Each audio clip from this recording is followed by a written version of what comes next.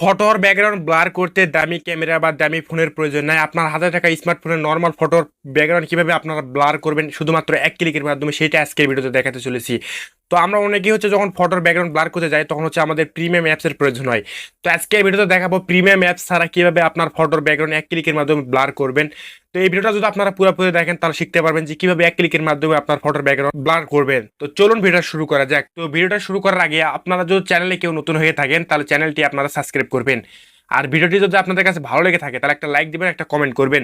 Facebook page থেকে দেখে থাকলে ফলো করবেন, লাইক দিবেন, একটা কমেন্ট করবেন। তো চলুন মোবাইল স্ক্রিনে যাওয়া যাক। আমি মোবাইল স্ক্রিনে চলে আসছি। তো আপনাদের একটা অ্যাপস নামাতে হবে। অ্যাপসটির নাম হচ্ছে ফটো রুম। আপনার গুগল প্লে স্টোরে ফটো রুম লিখে সার্চ দিলে চলে আসবে। অ্যাপসটি আপনারা ডাউনলোড করে নেবেন, ঠিক আছে? অ্যাপসটি ডাউনলোড করার পর অ্যাপসটির ভিতরে প্রবেশ করবেন।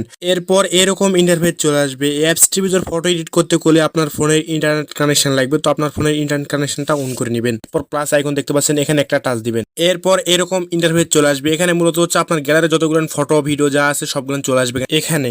তো আপনি যে ফটোর ব্যাকগ্রাউন্ডটা ব্লার করে চাচ্ছেন তো সেই ফটোর উপরে একটা টাচ দিবেন। তো টাচ দেওয়ার পর এরকম স্ক্যান করবে। তো এই অ্যাপ দিয়ে যদি আপনি ফটো এডিটিং করেন তাহলে ফটো হচ্ছে কোয়ালিটি খারাপ হবে না, যেরকম কোয়ালিটি আপনার ফটো আছে সেরকমই থাকবে, ঠিক আছে? এরপরে আপনি হচ্ছে নিচের দিকে একটু স্ক্রল করবেন, ঠিক আছে? তো আমি যেরকম করে স্ক্রল করতেছি এরকম করে হচ্ছে আপনি নিচের দিকে স্ক্রল করবেন।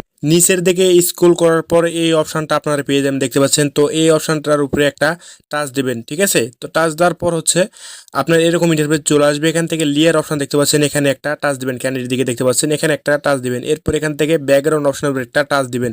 এরপর এখান থেকে ব্লার অপশনের উপর একটা টাচ দিবেন। এরপর এখানে দেখতে পাচ্ছেন এখানে 7 রকমের ব্লার চলে আসছে, ঠিক আছে? তো আপনার পিছনে যেটা টাচ দিবেন সেরকম করে ব্লার হবে, দেখতে পাচ্ছেন। এখানে বিভিন্ন ধরনের ব্লার আছে। তো আমি মনে করি প্রথম কার্ডটা এবং 2 নম্বরটা, এই দুইটার মধ্যে যে কোনো একটা দিবেন। এরপর নিচের দিকে দেখতে পাচ্ছেন অপাসিটি। তো এখান থেকে মূলত হচ্ছে আপনার ছবির পিছনে ব্লার আপনারা কম বেশি করতে পারবেন। বেশি করে দিলে কেমন হবে সেটাও দেখতে পাবেন, কম করে দিলে কেমন হবে সেটাও দেখতে পাবেন, ঠিক আছে? তো সব সময় হচ্ছে আপনার ব্লারটা কম করে রাখার চেষ্টা করবেন, তাহলে দেখতে ভালো লাগবে।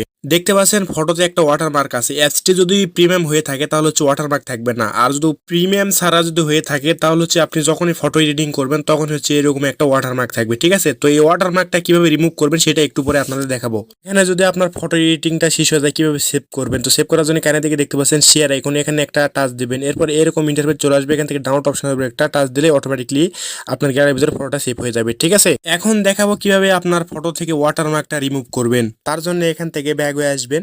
তো আপনাদের একটা অ্যাপসের প্রয়োজন। তো অ্যাপসটির নাম হচ্ছে স্ন্যাপশিট। আপনার গুগল প্লে স্টোর থেকে স্ন্যাপশিট লেখা সার্চ দিয়ে অ্যাপসটি আপনার ডাউনলোড করে নেবেন, ঠিক আছে? ডাউনলোড করা হয়ে গেলে অ্যাপসটির ভিতরে প্রবেশ করবেন। তো প্রবেশ করার পর এরকম ইন্টারফেস চলে আসবে। এখান থেকে প্লাস আইকন দেখতে পাচ্ছেন, এখানে একটা টাচ দিবেন। এরপর একটা আগে যে ফটোটা এডিট করলেন সেই ফটোর উপর একটা টাচ দিবেন। এরপর এখান থেকে মিডলে একটা অপশন দেখতে পাচ্ছেন, এখানে একটা টাচ দিবেন। এরপর এখান থেকে এই অপশনের উপর একটা টাচ দিবেন। এরপর হচ্ছে ওয়াটারমার্কের উপরে এরকম করে হচ্ছে আপনি ব্রাশ করবেন। দেখতে পাচ্ছেন এখান থেকে করলে ওয়াটারমার্কটা রিমুভ হয়ে গেছে। এখন কিভাবে এই ফটোটা সেভ করবেন, তো তার জন্য এখান থেকে টিক চিহ্ন দেখতে পাচ্ছেন, এখানে একটা টাচ দিবেন। এরপর এখান থেকে এই অপশনের উপর একটা টাচ দিবেন। এরপর এখান থেকে এই অপশনের উপর একটা টাচ দিবেন। তাহলে অটোমেটিকলি হচ্ছে ফটোটা আপনার গ্যালারির ভিতরে সেভ হয়ে যাবে।